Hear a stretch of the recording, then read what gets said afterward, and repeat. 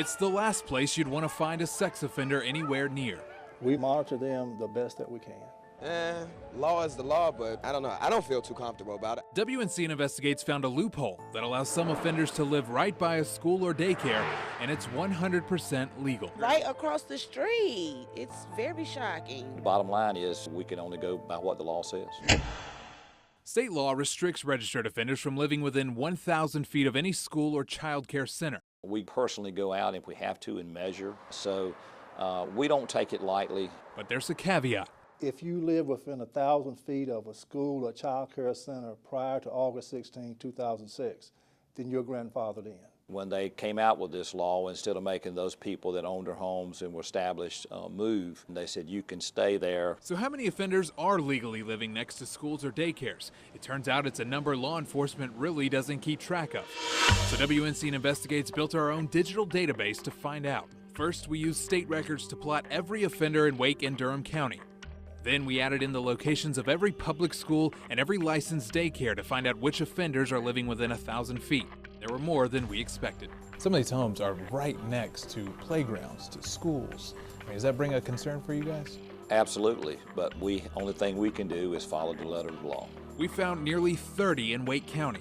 And in Durham, even the sheriff's office didn't realize how many were legally living next to schools. We have one person who's grandfathered in that we can determine, and that person is in prison. But then we showed him our maps. We found at least 20.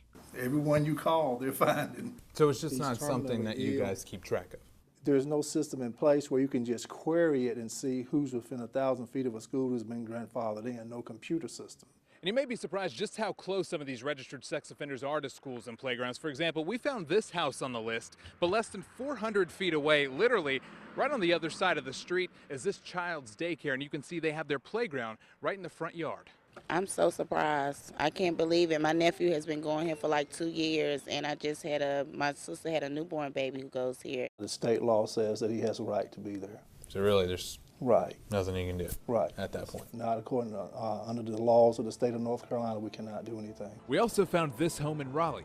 State records show a convicted sex offender lives here less than 100 feet away from this daycare. Were you aware that there was a sex offender right next door? No, I had no idea. How does that make you feel? No, that's too close. It's right across the street. That's entirely too close. We got a full-fledged daycare, and they play on these playgrounds all day long. I mean, I understand that they're watched and they're under care, but you're talking about the safety of kids, defenseless kids at that.